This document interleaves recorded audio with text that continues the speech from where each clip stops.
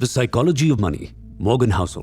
दोस्तों, जिस complex world का हम सब हिस्सा हैं, उसमें आपका हर काम कहीं ना कहीं पैसों और इससे रिलेटेड सवालों से जुड़ा होता है। स्टॉक मार्केट कैसे काम करता है, अपने एसेट्स को खरीदने या बेचने के लिए सबसे सही समय क्या होगा, रिटायर होने की एक सही उम्र क्या है, रिटायरमेंट के लिए पैसों की बचत कब से शुरू करनी चाहिए, इन जैसे कई और सवालों के बीच फंसकर हम एक सबसे इंपॉर्टेंट चीज भूल जाते हैं, और वो है इंसान और पैसे के बीच का रिश्ता। और यही रिश्ता हमारे पैसों से जुड़े सभी फैसलों पर सबसे ज्यादा असर करता है। कुकू एफएम बाइट्स का फर्स्ट मनी मंत्रा है, आपकी फाइनेंशियल अंडरस्टैंडिंग दूसरों से अलग हो सकती है क्योंकि ये आपके पर्सनल एक्सपीरियंस से जुड़ी हुई है। मॉर्गन हाउसल ने अपनी किताब साइकोलॉजी ऑफ मनी में इसी रिश्ते के बारे में डिटेल में चर्चा की है, और उनका फोकस इकोनॉमिक कॉन्सेप्ट्स जैसे इंटरेस्ट रेट, लोन या क्रेडिट पर ना होकर इंसान के बेसिक इमोशंस जैसे लालच, जलन और होप पर है। इस कुकू एफएम बाइट्स में हम इसी के बारे में बात करने वाले हैं। हम जानेंगे कि कैसे इंसान के नेचर के साथ साथ उसके जीवन के एक्सपीरियंसेस भी उसके इन्वेस्ट करने के तरीकों और डिसीजंस पर गहरा असर डालते हैं। आप जरा सोचिए कि भारत में हुए अलग अलग इकोनॉमिक क्राइसिस जैसे 1991 या 1980 के इकोनॉमिक क्राइसिस से क्या सभी लोग एक ही तरह से अफेक्ट हुए थे? क्या एक गांव में खेती करने वाले किसान और एक बड़े शहर में एमएनसी के सीईओ को इस इकोनॉमिक क्राइसिस ने एक ही तरह से अफेक्ट किया था? जवाब है बिल्कुल नहीं। इकोनॉमिक डिसीजंस जो एक बड़े लेवल पर लिए जाते हैं वो सभी लोगों को अलग अलग तरीके से और अलग अलग लेवल पर अफेक्ट करते हैं। इकोनॉमी को लेकर ये सभी एक्सपीरियंसेस लोगों को अलग अलग फाइनेंशियल डिसीजंस लेने पर मजबूर करते हैं। इंडिया के किसी छोटे से गांव में पैदा हुआ एक किसान का बेटा और दिल्ली जैसे बड़े शहर में पैदा हुए एक बिजनेसमैन के बेटे की जिंदगी की शुरुआत ही सिर्फ अलग नहीं होगी, बल्कि उनकी आने वाली जिंदगी और उसमें उनके एक्सपीरियंसेस भी अलग होंगे। दोनों में रिस्क लेकर प्रॉफिट कमाने की समझ और कैपेसिटी भी अलग होगी। इसी तरह से अलग अलग समय में पैदा हुए लोगों के फाइनेंशियल एक्सपीरियंसेस और उनके डिसीजंस अलग अलग होते हैं। एक इंसान जिसने साल 2008 के मार्केट की उथल पुथल अपनी आंखों से देखी हो, और एक दूसरा इंसान जिसने हमेशा एक स्टेबल मार्केट देखा हो, इन दोनों के हालात और इन्वेस्टमेंट को लेकर डिसीजंस इनके एक्सपीरियंसेस के बेस पर अलग अलग होंगे। हमें यह समझना चाहिए कि पैसों को लेकर हर एक इंसान की समझ अलग होती है, इसलिए उनके फाइनेंशियल डिसीजंस और लाइफस्टाइल भी डिफरेंट होते हैं। वैसे तो हमें लगता है कि हमें हर चीज की समझ है, पर सच ये है कि हमें सिर्फ उन्हीं चीजों की समझ है जो हमने एक्सपीरियंस की है, और ये वाकई में बहुत कम है।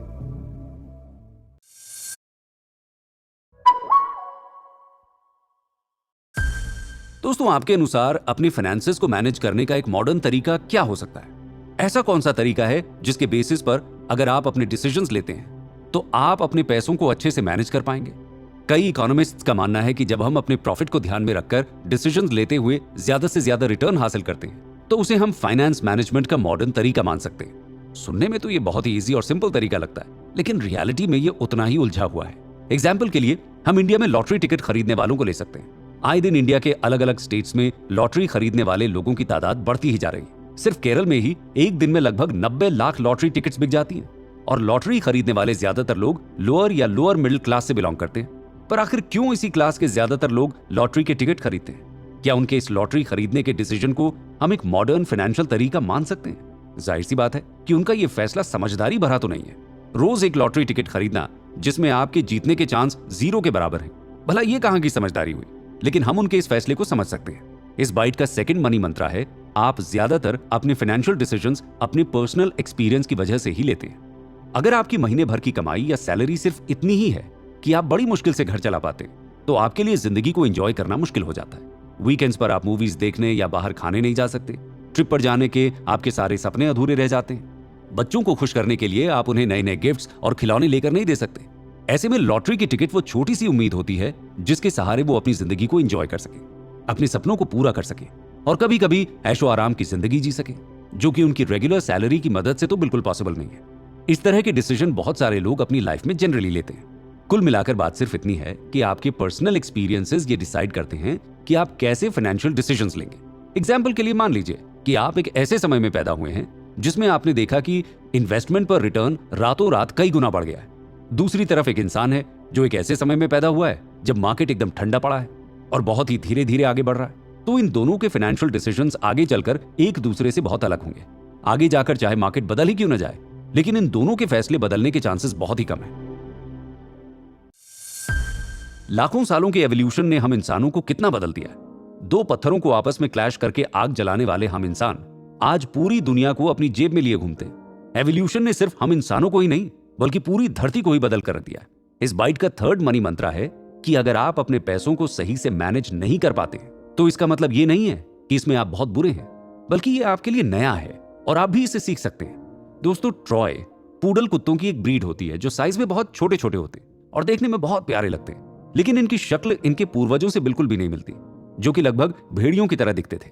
पर यह बात हमें इतनी सरप्राइज नहीं करती, क्योंकि आज कुत्तों के पालतू होने के पीछे लगभग 10,000 साल के लंबे एवोल्यूशन का हाथ है।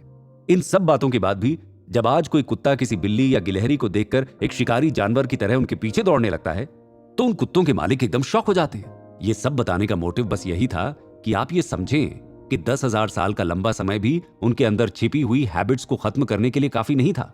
अब आप सोच रहे होंगे कि पेट्स के पालतू होने की कहानी और पैसों की साइकोलॉजी के बीच क्या कनेक्शन है।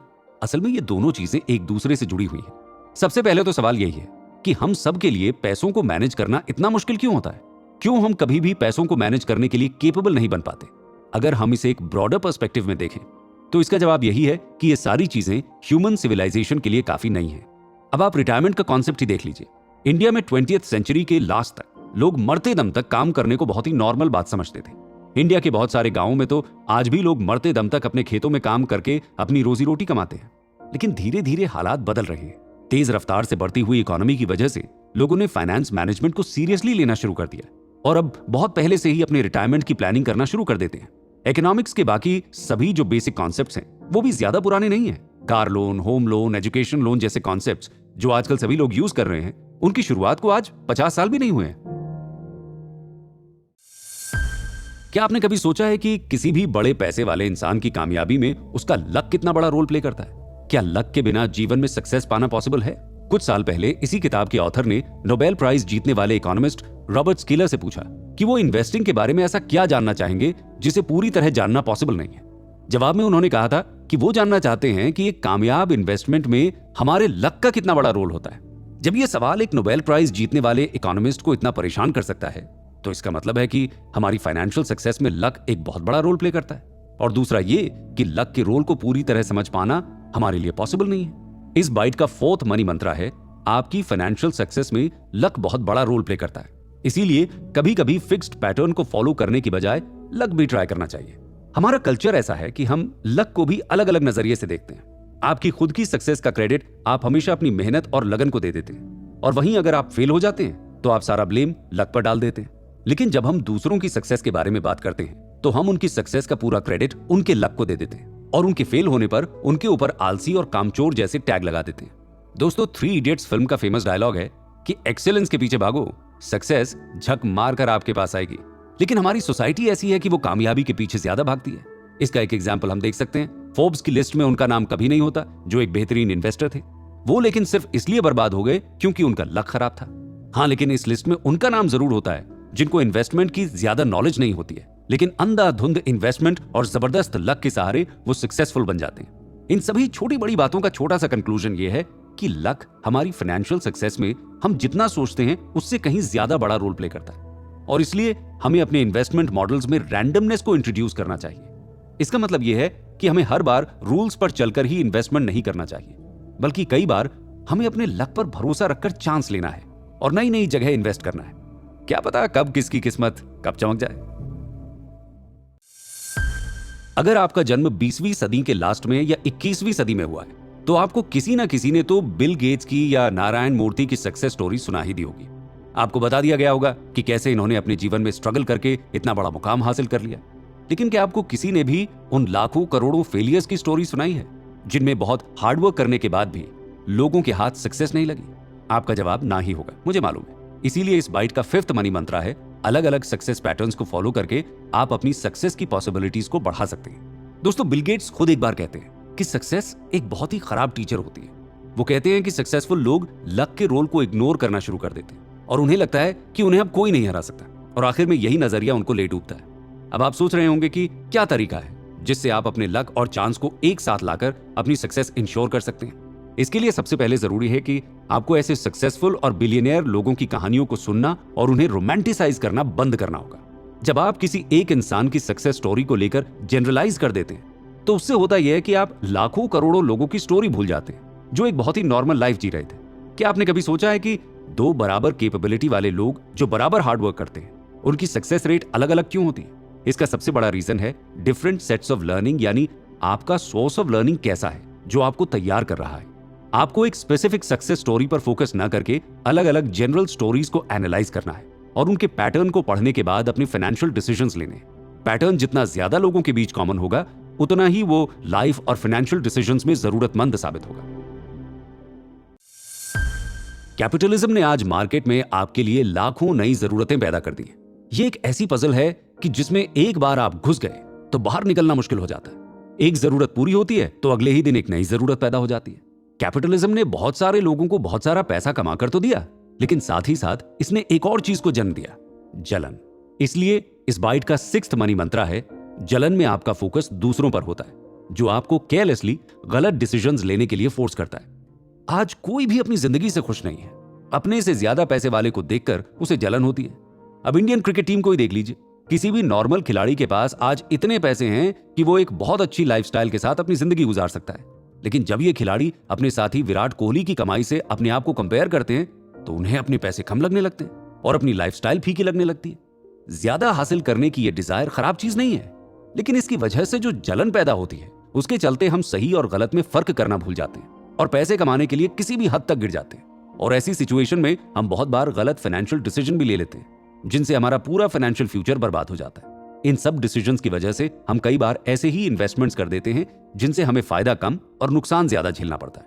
मॉरल ऑफ द स्टोरी ये है कि दूसरों से जलन और उस जलन के बेसिस पर लिए गए डिसीजंस आपको बर्बाद कर सकते हैं। कई बार आपको आपके सामने आई सभी अपॉर्चुनिटीज पर झपट्टा नहीं मारना चाहिए, बल्कि बहुत सोच समझकर एनालाइज करके डिसीजन लेना चाहिए। सैकड़ों फेलियर्स के बाद अगर आप सक्सेसफुल होते हैं तो पिछले फेलियर्स मैटर नहीं करते। इस 7th मनी मंत्रा को हम यहां समझेंगे।